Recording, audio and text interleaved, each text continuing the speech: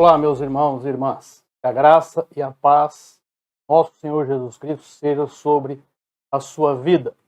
Eu estou aqui participando do 17º Congresso Apologético Pastor Natanael Rinaldi, este ano, mais uma vez, sendo transmitido virtualmente, online, aí pelos diversos canais do YouTube. Eu sou o pastor Áureo Ribeiro, eu sou o professor da Escola Bíblica Semanal do CACP. E me incumbiu deste congresso tratar de dois temas. O primeiro tema, a influência do Kundalini sobre o movimento pentecostal. Veremos de que se trata isso. E também, em uma outra exposição, falarei sobre as verdadeiras origens do movimento conhecido como movimento do G12. Nós vamos seguir o seguinte sumário: conceito de Kundalini, o que significa Kundalini, comparações entre o Kundalini e a obra do Espírito Santo, feita por uma pessoa que foi integrante deste movimento e depois se converteu ao Evangelho. Vamos falar de algumas contextualizações e logo estarei concluindo. Eu ressalto que nós iremos apresentar alguns vídeos, alguns materiais que são importantes que você poderá solicitar depois para que você tenha acesso a esses materiais. Muito bem, o que vem a ser então Kundalini? É uma palavra que vem do hindu, uma palavra aqui, ó, sânscrito, é uma palavra sagrada, né? Sagrada. Quer dizer enrolado. Por que enrolado? Se trata de um transe, a pessoa ela entra em transe, eles dizem que ela libera uma energia, tá aqui, ó, refere-se a uma forma de energia ou Shakti, que se diz estar localizada na base da coluna da pessoa, coluna vertebral, é a Muladhara. Aí ela tem os seus transes, ela entra em choque, né?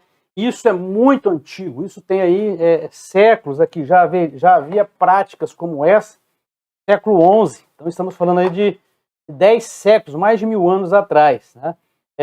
Essa Hatha Yoga, né, é uma das formas da yoga que adotam aí essa prática, essa manifestação chamada Kundalini. Então, veja bem, isso tudo está relacionado com a nova era. As pessoas hoje em dia, elas gostam de procurar essas novidades, elas gostam de procurar coisas diferentes. Agora, o que isso tem a ver com o Evangelho? Como que isso chegou nas nossas igrejas? É isso que nós iremos apontar aqui ao longo desses minutos que falaremos com todos vocês. Finalmente, aqui, as pessoas elas entram em transe de modo completo e inconsciente. Guardam bem essa palavra aqui. Vou até trocar a cor da caneta. Inconsciente. Porque o Espírito Santo não nos deixa inconscientes. Então, isso é muito importante. E aqui vamos destacar o primeiro versículo desta palestra, que está no livro de 1 Timóteo 4, versículo 1. Mas o Espírito diz claramente que nos últimos tempos alguns apostatarão da fé, ouvindo espíritos enganadores e doutrinas de demônios. Então estamos falando de algo muito sério que invade, que toma as nossas vidas, as nossas igrejas, e nós muitas vezes não usamos do discernimento para repelir, para dizer não a essas práticas. Muito bem.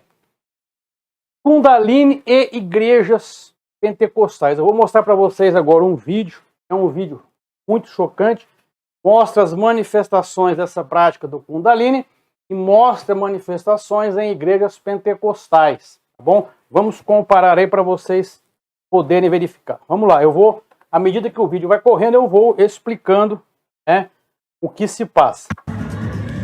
Aí esse vídeo que você está vendo, isso é manifestação de Kundalini. Entrou em transe e olha como que ela reage, ela está gargalhada, ela ri. Vou passar aqui à frente no vídeo, é o mesmo evento, né? Agora aqui é uma igreja evangélica americana, dá uma olhada aqui na situação desse homem, estava rindo e caiu. Aqui também uma igreja evangélica americana. Aqui já voltou para um templo hindu, Kundalini, manifestação Kundalini. Olha aí. Tá? Aqui Kundalini também, olha lá. Agora aqui é uma igreja, aqui a mulher diz que está com o espírito do Espírito Santo a embriagou. Ela fica igual, drunker em inglês, ela está bêbada, embriagada.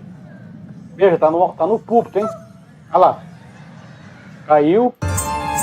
E voltamos para o Kundalini. Então estamos aí fazendo as comparações. Kundalini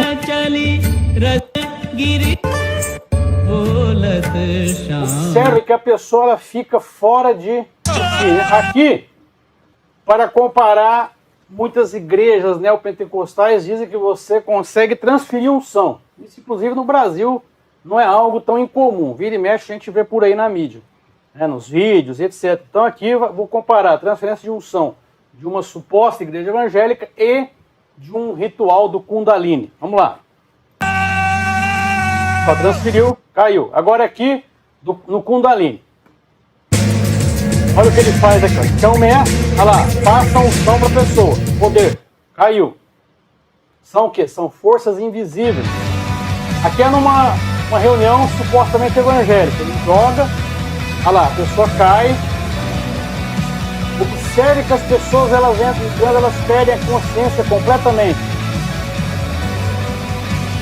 Vamos prosseguir aqui, ó. Agora aqui é no hinduísmo, é no Kundalini.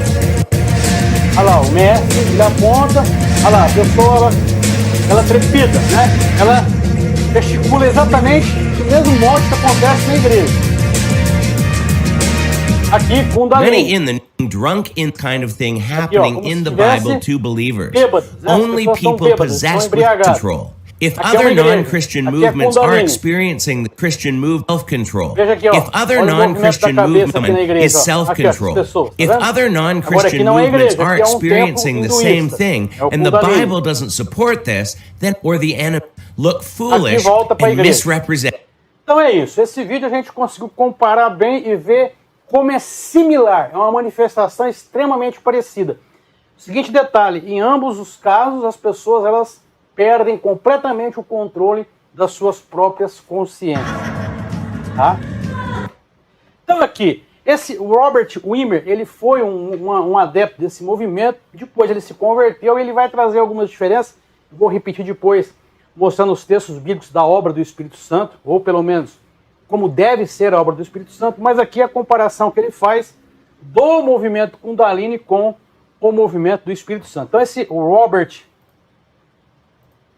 o Robert Wimmer, ele foi um adepto desse movimento, é um movimento ligado a yoga, hinduísta, onde as pessoas entram em transe. Então ele diz aqui sempre, o batismo no Espírito Santo, vou marcar aqui, vamos lá, aqui. O batismo no Espírito Santo sempre será realizado através da palavra de Deus, claro. Já o Kundalini simplesmente acontece, a pessoa está lá no evento, já entra em transe. O batismo no Espírito Santo nunca deixa você descontrolado. Aqui, ó, isso é bíblico. Paulo fala isso. Paulo fala que o espírito do profeta é sujeito ao profeta, enquanto o espírito Kundalini assume o controle. Coisa triste, né? O batismo do Espírito Santo nunca vai atrapalhar a palavra de Deus. Não vai atrapalhar uma reunião, um culto, não vai bagunçar. O espírito do Kundalini sempre desviará as pessoas da palavra de Deus. O batismo do Espírito Santo sempre focará o louvor a Jesus Cristo. O espírito de Kundalini sempre estará louvando a um Deus, ao eu. Tem esse lance de você buscar a sua paz interior. Então, eles focam muito em meditação, esvaziar a mente. Nós vamos falar um pouco isso à frente. Já o louvor específico a Jesus Cristo é o que diferencia o Espírito Santo dos falsos espíritos. O batismo do Espírito Santo sempre seguirá a ordem dentro de uma adoração. Não existe bagunça.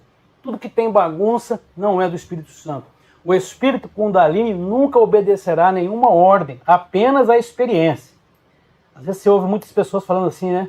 Ah, mas é porque ele não sabe o que é o poder de Deus. Ah, é porque ele não conhece. São pessoas completamente fora da doutrina. São pessoas com as vidas completamente atrapalhadas, bagunçadas e que se baseiam exclusivamente em uma experiência. Outra diferença aqui, o batismo do Espírito Santo sempre agradecerá o sacrifício de Jesus Cristo na cruz. O Espírito Kundalini, não.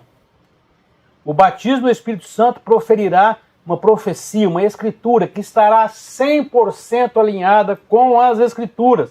Já o espírito Kundalini não tentará afastar as pessoas da Bíblia, porque ele é neutro, é imparcial, e levar uma doutrina diferente, mas a uma outra doutrina, mas nunca a verdadeira palavra de Deus.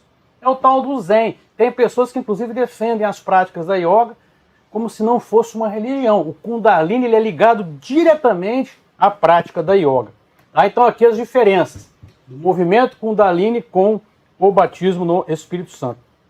Agora vamos ver as diferenças doutrinárias da atuação do Espírito Santo com a atuação dos espíritos malignos, dos espíritos demoníacos, enganando as pessoas como se estivesse manifestando o Espírito Santo. Muito bem, o Espírito Santo é Deus. Está aqui as referências, você pode pegar depois, né?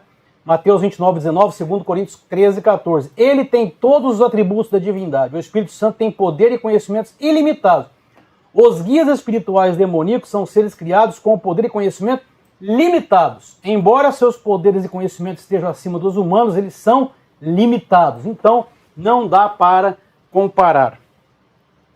O Espírito Santo valoriza a nossa individualidade. Ele não vai além do que você permite, do que você diz. Ele não tenta dominar a nossa personalidade. A pessoa não perde o controle, a pessoa não sai de si, ela não entra em transe. Ela não sai estribuchando, se rachando para tudo quanto é lado. Não, de forma alguma. Já os guias espirituais malignos odeiam a humanidade. Eles assumirão e usurparão a nossa personalidade e a substituirão pela deles. É onde as pessoas perdem controle, caem, dá gargalhada, gruda na parede, enfim, estribucha e tudo dizendo que é Espírito Santo. É a mesma lá do movimento Kundalini. O Espírito Santo quer que estejamos no controle. Olha que interessante. E responsáveis por nossas ações. Ele quer que trabalhemos com ele. Filipenses 2,13. Os demônios querem o controle total. Eles deixarão a pessoa inconsciente para ela fazer o que quiser. Paulo fala em 2 Coríntios 13:32, se eu não me engano, o espírito do profeta está sujeito ao profeta, ou seja, a profecia e o profeta ele está consciente, ele não é que ele controla o Espírito Santo, o Espírito Santo é que nos controla, mas ele tem o domínio da sua consciência, ele tem o domínio da sua mente, ele está consciente, ele está, claro, ele não está fora de si. O Espírito Santo é gentil, Mateus 11:29, ele é tão gentil que você não pode dizer a diferença entre o que é você e o que é ele. Os demônios são duros, porque eles querem o controle total. Você sempre pode dizer a diferença entre você e eles. Os guias espirituais demoníacos, malignos, sempre se sentirão como uma entidade. É assim que a gente conhece. Separados da sua mente consciente. Vai querer ter um domínio total, que é o que você já viu naquelas imagens, né? A pessoa sai de si e veremos ainda em outras imagens que eu irei mostrar. O Espírito Santo é puro, é santo e puro. 1 Coríntios 6, 19 e 20. Ele sempre trará pureza à vida dos cristãos. Ele nos dá o poder para vencer o pecado. Já os demônios são corruptos. Eles sempre nos empurrarão pouco a pouco para o pecado. Os demônios geralmente levam você à imoralidade sexual e ao ocultismo e aumentam o seu desejo de entrar em contato com o reino espiritual. É o que acontece geralmente com essas pessoas.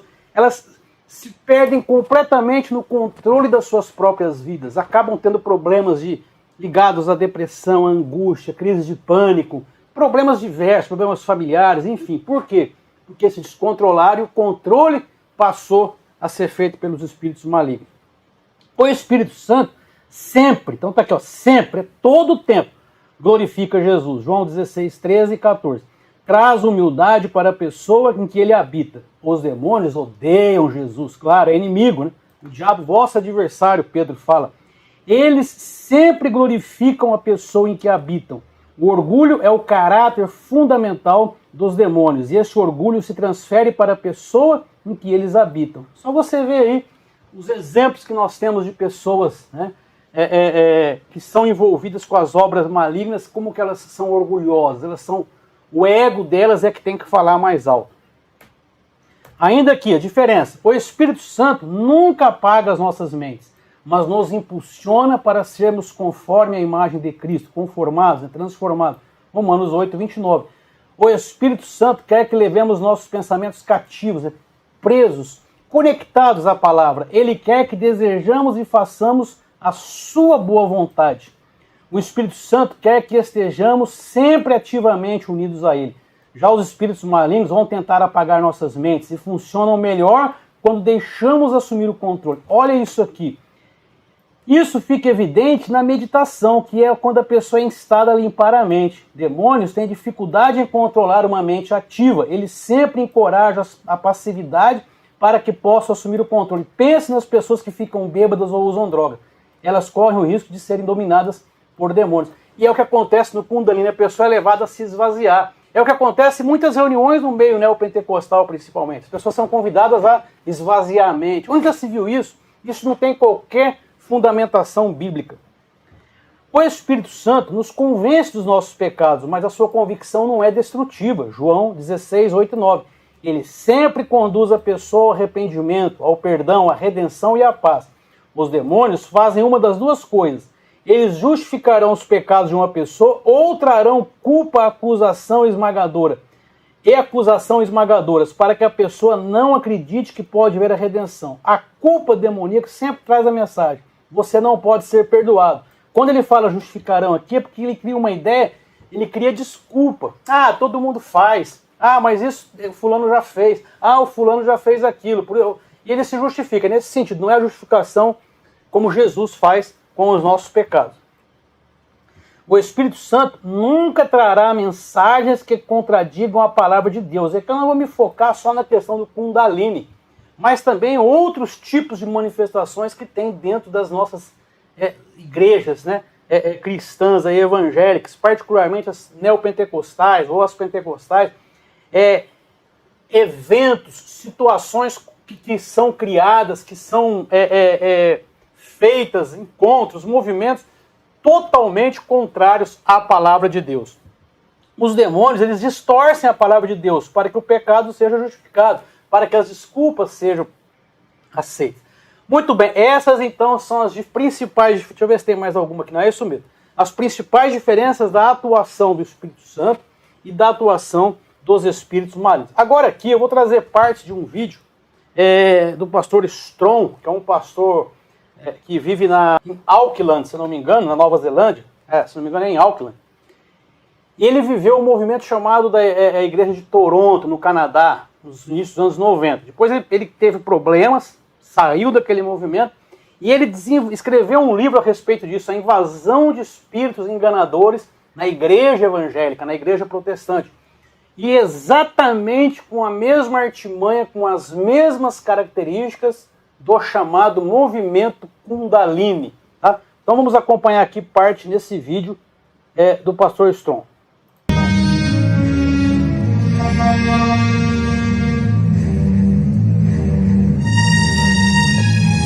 O alerta é o nome tem um livro, inclusive, o alerta, né? Kundalini.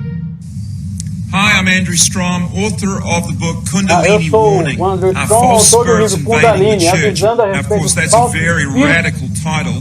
falsos espíritos invadindo a igreja.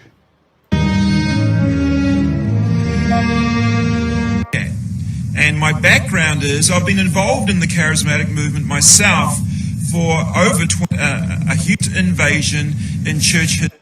Aí ele fala que a própria história dele foi muito mergulhado no movimento carismático, ou seja, no movimento pentecostal. É isso que ele está dizendo aqui. Ele tem 17 anos dentro do meio evangélico, dentro desse movimento neopentecostal.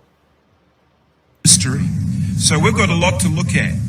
And my background is I've been involved in the charismatic movement myself for over 25 years. I've been part of the prophetic movement. I was part of that movement for 11 years. So I saw all of this incredibly alarming and disturbing stuff coming in while I was involved. Como que essa invasão começa, ele diz? I first heard about this man, Rodney Howard-Browne, in about 1993-94. He was holding all these manifestations were starting. Ele fala do homem que ele conheceu no início dos anos 90, o Rodney, em que tinha as manifestações mais estranhas possíveis, né? Elas começavam com descontrole total, isso no Canadá e Estados Unidos. To happen. And he became huge in the word of faith because he's a huge prosperity preacher. So he got himself on Kenneth Copeland's Randy Clark bought this. He received a spark of the anointing in Tulsa and in Lakeland came down. And just weeks later, God used him as the fire starter for the Toronto outpouring and the Toronto blessing in January 1994. And we have here tonight Randy Clark. And I asked him to come out, dear Randy, because I know you're a fire starter. And you've been lighting fires all over the world. So it entered into the Toronto Airport Vineyard Church. And so it became known as the Toronto Blessing. Went worldwide under that name, the Toronto Blessing. Everybody knew what that was about. Essa igreja do aeroporto de Toronto, ela ficou muito conhecida como a igreja da bênção de Toronto. As pessoas caíam, rolavam, dando gargalhada, transferência de unção e tal. E o Strong, ele participava desse movimento que ele está alertando aqui, ó. Se a gente pode ver no vídeo aqui, ó, em cima, bem claro, 20 de janeiro de 1994. People falling down, acting drunken, laughing hysterically, shaking uncontrollably, or jerking backwards and forwards there.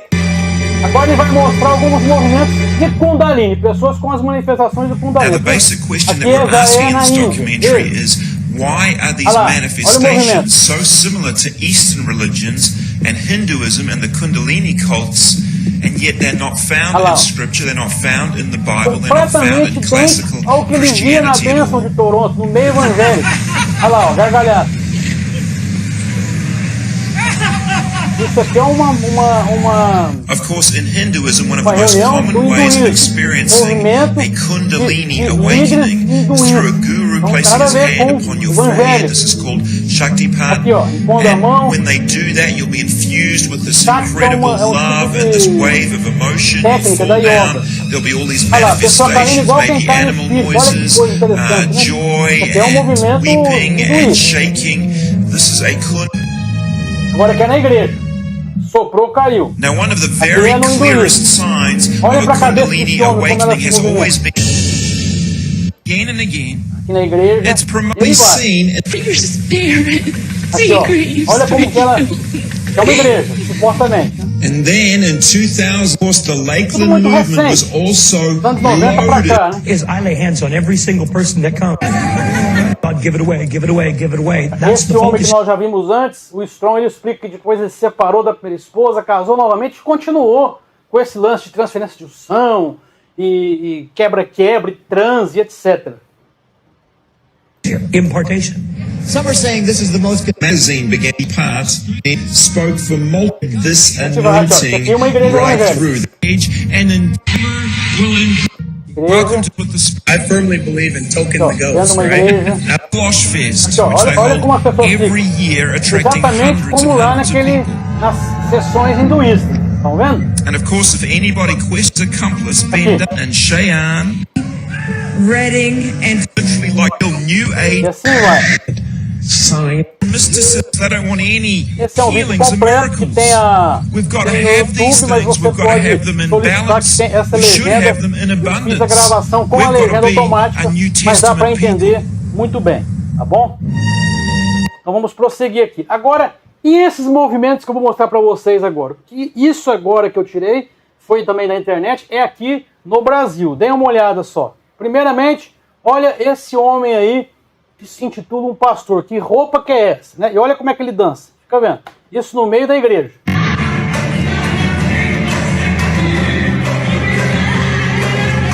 E a pessoa, ela acha que isso é Espírito Santo, que tem algum tipo de transe, manifestação, enfim. Aí, isso aqui é Brasil. Ó. Agora esse próximo aqui. Ele entrega um pedaço de pau para ele dar um cajado e a pessoa empurrada para trás. Olha lá, é de branca. Olha aí, tudo Kundalini. A mesma coisa do Kundalini é o que eu vi nessas fotos de igreja.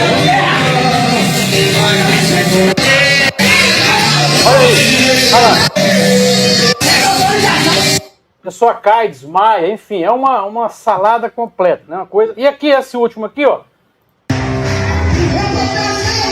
parece até uma reunião aí da Umbanda, dessas religiões porque parece uma igreja. Parece, vem da onde? Do Kundalini. Olha lá.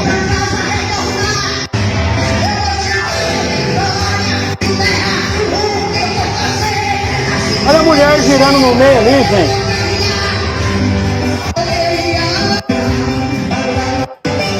Olha isso.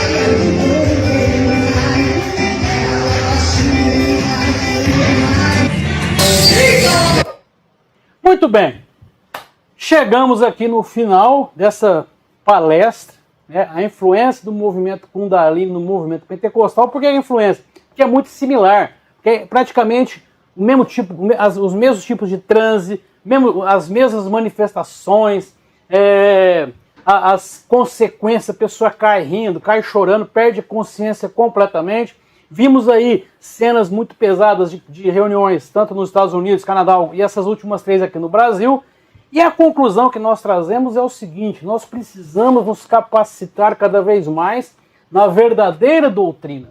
Conhecer a Bíblia profundamente, conhecer a doutrina dos apóstolos, conhecer o que o Novo Testamento fala a respeito do Espírito Santo, termos uma solidificação doutrinária a respeito da obra do Espírito Santo na igreja. Para quê?